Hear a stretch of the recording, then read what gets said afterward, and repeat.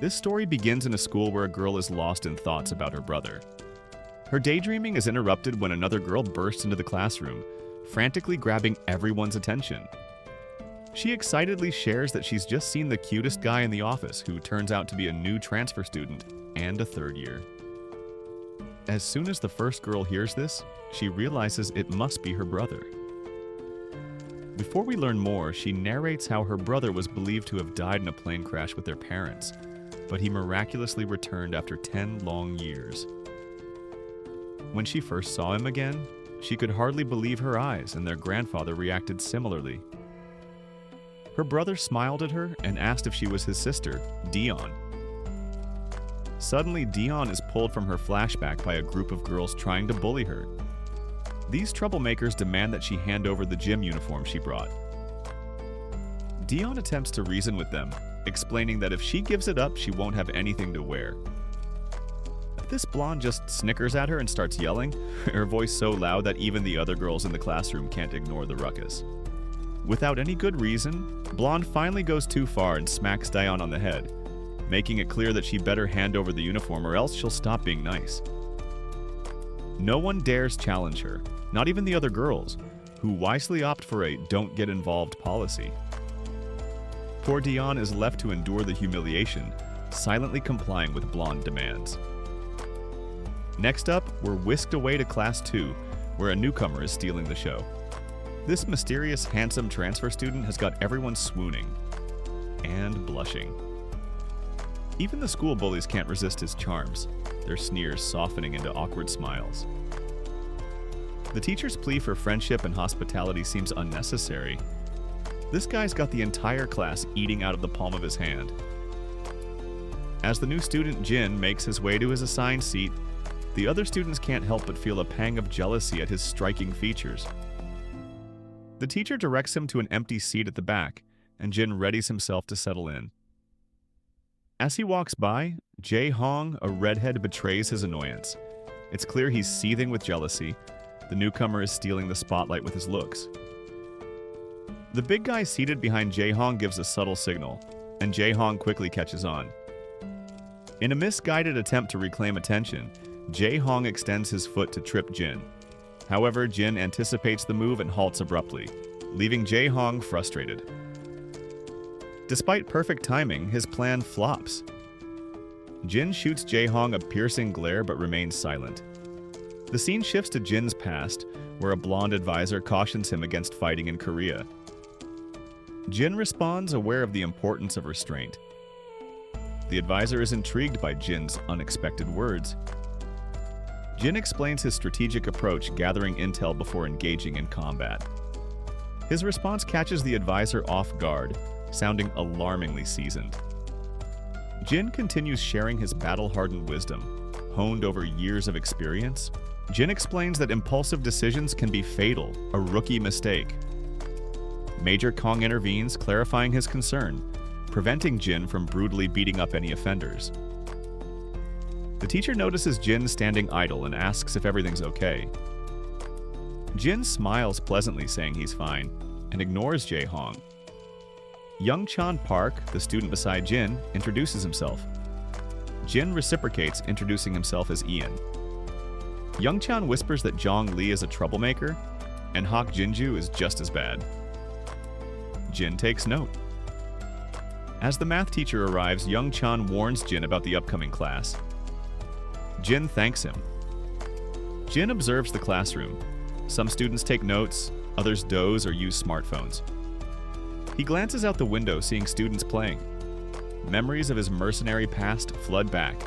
Exhaustion, chaos, gunfire. Yet, in this peaceful moment, all feels serene.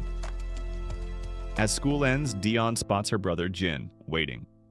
She's startled but agrees to walk home with him. Their walk is awkward until Jin breaks the ice, admitting his own awkwardness. Dion relaxes slightly. Jin shares that he was only 9 during the accident and doesn't remember his family, including his sister. Dion's expression reveals her mixed emotions. Dion's feet halt as she recognizes familiar voices. The bully girl from earlier spots her and calls out, mocking her. One of the guys asks who Dion is, and the bully reveals she's the girl Huan dislikes. The bully notices Jin and teases Dion, asking if he's her boyfriend. Dion frantically reassures her that Jin is her brother.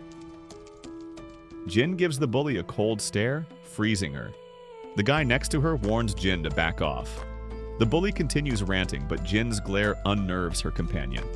The fatty steps forward, demanding to know if Jin is acting tough.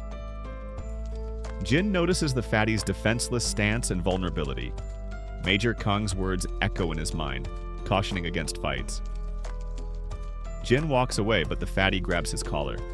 Dion intervenes, explaining Jin's foreign upbringing. The fatty snaps and Jin's anger boils. He grabs the fatty's wrist and with a swift move sends him stumbling. Jin calmly removes his coat, covers Dion's face, and assures her it won't take long. A thug charges from behind, but Jin effortlessly spins and delivers a solid slap, sending him crashing. The onlookers tremble, paralyzed with fear. Jin sighs, disappointed he broke his promise to Major Kang. The fatty's accomplice trembles, reconsidering confrontation. The scene shifts to the countryside, where Major Kang oversees military training. A fellow soldier reminds him it's Jin's first day at school. Kang worries Jin may struggle to adapt after years as a mercenary. Meanwhile, Jin effortlessly takes down the bullies. The onlookers watch in shock. Dion removes the coat, witnessing the aftermath. Jin notices her watching and apologizes for covering her face. To lighten the mood, Jin suggests snacks from her favorite store. Dion declines and they head home. As they walk, Dion asks if Jin knocked out the thugs. He confirms, explaining his protective instincts. Dion warns that staring can be rude in Korea. Jin agrees, sharing insights from his past. Their conversation trails off, leaving an awkward silence. At home, Grandpa is anxious. Jin insists on washing dishes, reassuring Grandpa about the dinner. Grandpa's relief is palpable, his face gleaming with satisfaction. Grandpa asks Dion and Jin about their day. Jin hesitates, looking anxious. "Was it a good day?" Grandpa presses. Jin nods after a pause. "It was a good day." Grandpa's face lights up with relief. That night, Jin lies awake, memories of the plane crash flooding back. He jolts awake, heart racing. Next morning, he finds Dion preparing breakfast. "Where's Grandpa?" he asks. "Grandpa left for work at dawn," Dion replies. "His paid holidays are over." Dion heads out, reminding Jin to eat. At school, Huan discovers Jin is Dion's brother. Sweet Cheeks confirms, anxious. Huan asks why Sweet Cheeks is scared. Sweet Cheeks recalls Jin's intimidating glare. "Let's stop picking on Dion," Sweet Cheeks advises. Huan presses Sweet Cheeks, but she remains silent. Later, Dion is confronted by Huan and Sweet Cheeks. "Come with me," Huan orders. Dion asks where they're going. Huan snaps, "Don't get too big for your boots. Follow orders or get beaten down." At the school's recycling station, Dion is brutally beaten by Huan. "Why?" Dion asks, breathless. Huan sneers, "Having a brother won't change anything." "You're still at the bottom." Huin warns Dion, "Tell your brother to stop acting tough. He's in for a rough ride." Dion, still clueless, asks, "Are you targeting my brother now?" Huin confirms, "You and your brother messed with our friends. You won't get off easy. You've provoked the wrong people." Dion's face pales and she demands, "What are you planning to do to my brother?" But Huin responds with a harsh slap, leaving a bruise on Dion's cheek. The physical pain is overshadowed by her concern for her brother's safety. Dion storms out of the recycling station, leaving Huin and her accomplice behind. The atmosphere is tense, with even the average bullies unusually quiet. Everyone's on edge as the school's top bully, flanked by his entourage, enters the classroom. The drama with Jin is about to escalate. Jin remains calm, but his eyes widen in shock upon seeing his sister, Diane, burst in, panting heavily, her face bruised and uniform dirtied. The bully boss taunts Jin, saying his sister worries excessively about him. Huynh reminds her brother she'll only sympathize when he gets defeated. Jin looks petrified seeing Diane's battered face. Cut 2. Earlier that morning, students gather in the classroom. Yongchan cowers, taking hits from Jae-hong and Hakan, who use his face for target practice. Hakan boasts about his direct headshot. Jae-hong downplays it as luck, sparking a competition between them. As they take turns, Jin intervenes, taking the eraser hit meant for Yongchan. The bullies are annoyed,